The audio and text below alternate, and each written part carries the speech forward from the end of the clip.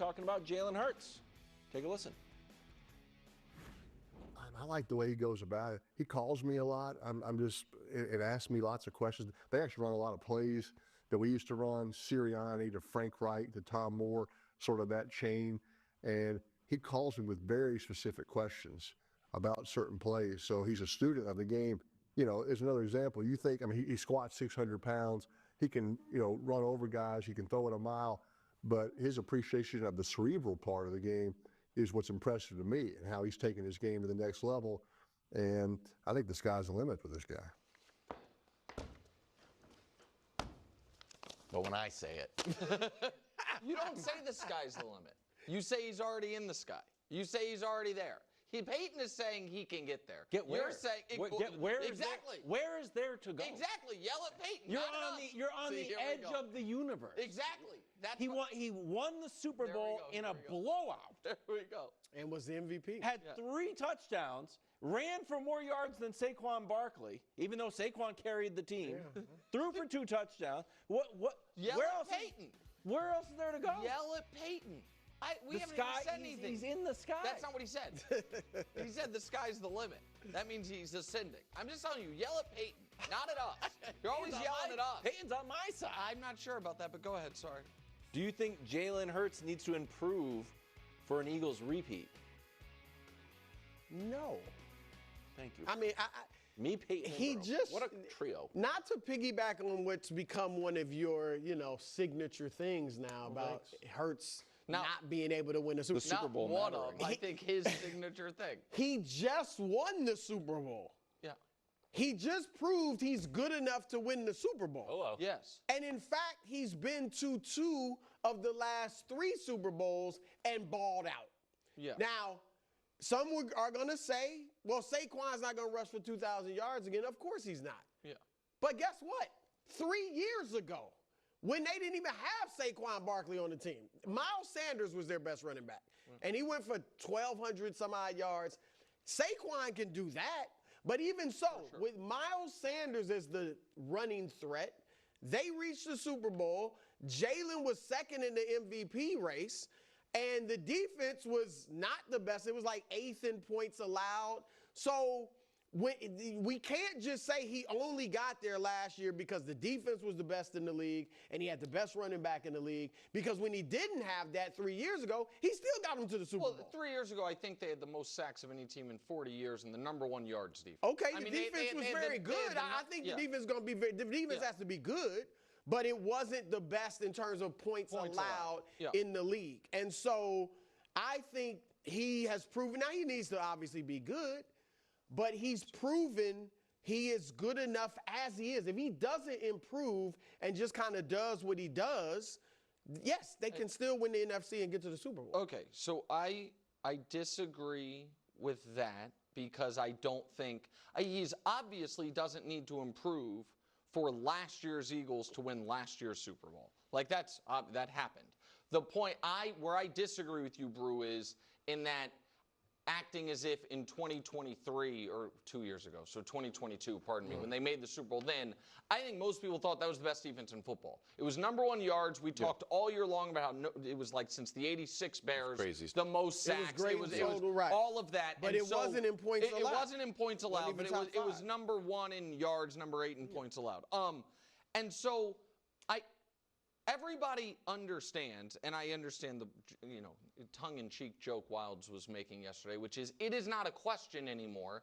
Can you win a Super Bowl with Jalen Hurts? Because they did win a Super Bowl with Jalen Hurts. The question that I think everyone is asking when it comes to Jalen Hurts is if the Eagles this year are not as dominant in every category other than passing as they were last year, will they?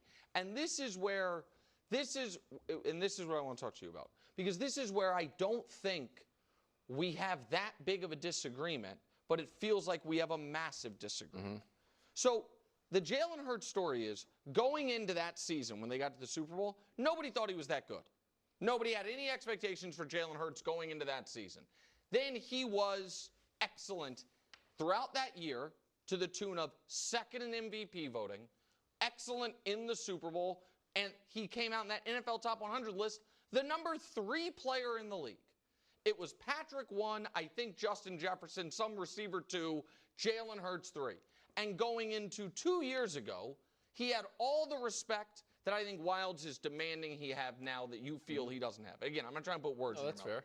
And then last year, or 2 years ago, they then leaned into the idea that they have an elite quarterback, having paid him like he were an elite quarterback, and the team fell apart at the end of the year, and the bloom was a little bit off the rose for Jalen Hurts. And then last season, they started the year as if they have an elite quarterback, and the team was not that good. And then, over the next 4 months of football, as Coach talks about all the time, they asked Jalen to do what he does best and not do what we've never seen him do, which is be a high-volume passer, which leads to winning, and the team was utterly dominant. So the question people have is, if the circumstances on the ground change this year to where he has to be the player they asked him to be in 2023, the player they were asking him to be in 2024, will he be able to produce in ways he couldn't those years? And I don't think that's an unfair question. So 3 years, when he was second in MVP? He wasn't a high-volume passer that year. No, He threw 30 passes a game, though. But it was, again, but it went up the following season. Right. So I think that is, and so the thing that what I don't understand I understand your frustration if people are like, you know what, Jalen Hurts, he's not that good. I totally get that, but I don't think anybody's saying that anymore. I don't. I mean, you're angry that he was tied with what? C.J. Stroud for the 9th best quarterback in football when you think he's fifth? I thought it was unfair to Jalen Hurts that there was guys ahead of him on Mike Sando's athletic poll who have fallen apart in the playoffs. But Lamar's one of those guys, and you think Lamar's better than him. Lamar is a multiple-time MVP. Justin Herbert is not. So Herbert Jordan Love has had little pops of success. He was ahead of Love. He was ahead. He was. I thought he was ahead of Jordan Love. I thought it was Jaden Herbert. Goff. I thought it was Jaden Herbert, Goff, and then he was there. So I guess Goff is one. The point. So like, do you? Right now, it seems like maybe I'm wrong. If you were to do your quarterback rankings, you have him 4th or 5th. Yes, I think he has earned the right to be considered a top 5 quarterback. Top 5. That's it. Right. I'm not trying to say he's the best quarterback in the world. I'm saying if you've been to 2 Super Bowls in the last 3 years and are Super Bowl MVP and win at a rate that is right up there with the best quarterbacks of all time, really. Yep. Then you have earned a spot in the top 5.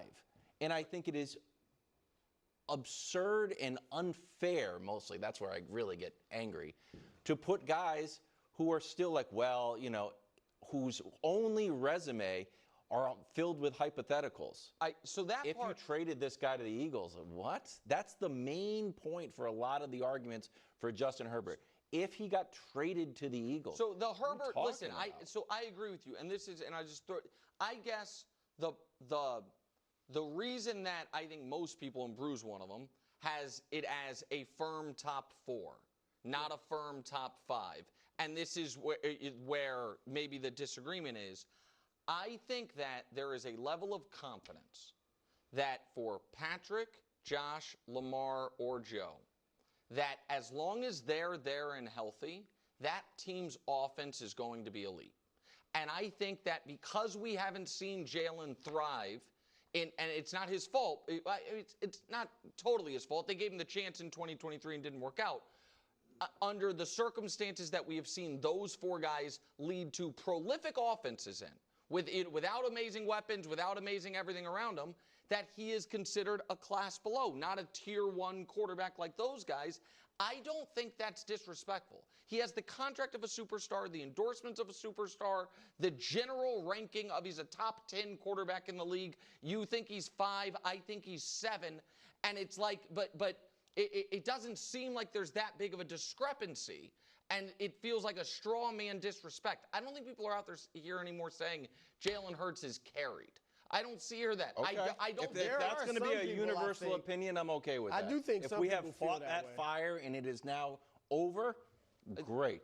I still think people think that Jalen Hurts is being carried by this I team. think Cam if that kinda fight said is that. over, Cam I would knew. love it. I think that you don't think that people think that he is an important part of what they do, but not the lead singer of the band? Because that's what I think. I think many that people feel that way, but I do think some significant people do think he's kind of being carried. You put any really good, like, competent quarterback in there. So I think that I think there also, while stats aren't everything, when the signature year of his career, he didn't throw for 3,000 yards or 20 touchdowns.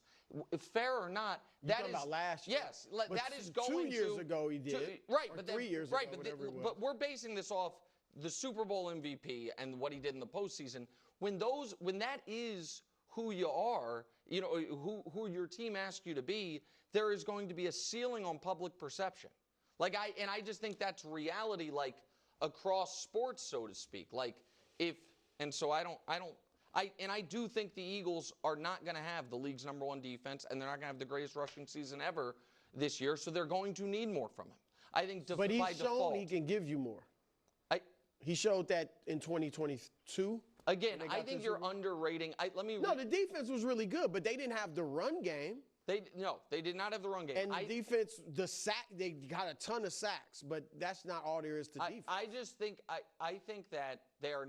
I would argue that the 2 years they went to the Super Bowl, they had an argument that year they were the best defense in football. You could make a statistical or eye test argument.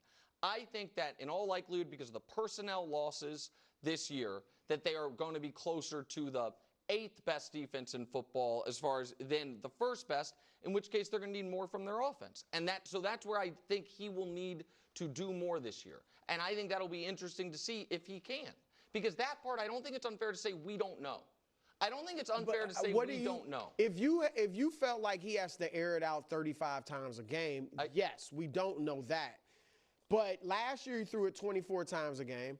3 years ago, he threw it 30 times a game when they were 14-1 with him starting and got to the Super Bowl. So, if he has to throw it 5 or 6 more times a game, he has shown he can do that. Yeah, if they have to have, like Coach had it up there the other day, the league average pass attempts per game was 32.5, right? If they Was it 32? 32, Oh, I it thought was 32.4 is what the league average was. If they are a team that has to air it out an average amount of times, 32 times a game, can that lead to this level of success? I feel like we don't know that. Now, it might not be fair to hold that against him, but I don't think it's reasonable to act assured that they would succeed. I'd have to look at, we'd have to dig. I wouldn't look at it, obviously. Josh would look at it. But like what I think airing it out in our minds, we see the ball flying all over the place. But I think I pulled passing percentage. Yeah. So the Eagles threw the ball the least percentage-wise, Yes. because the Patriots would always just be 3 and out. Yeah. So the least percentage-wise. 43% of the time. 43%. Baltimore was at 46. Green Bay was at 49. Buffalo was at 50. So of the bottom 4 defenses with airing it out, you have, in my mind, 3 of the top 5 quarterbacks. Right, which is why I think it's important that certainly for Buffalo, we've seen them have a prolific pass. So that's why there's not those questions prolific, about Josh. but it wasn't successful. I mean, it got to the AFC Championship I don't game. consider. It did. It wasn't. How about this? It was prolific, but they decided as an organization there was a more successful path. Sure. By He was firing the reckless, threw a lot of OC interceptions, and throwing the ball less and getting rid of Stephon Diggs, who's going to have 1,000 yards. We're not done yet. We don't end shows.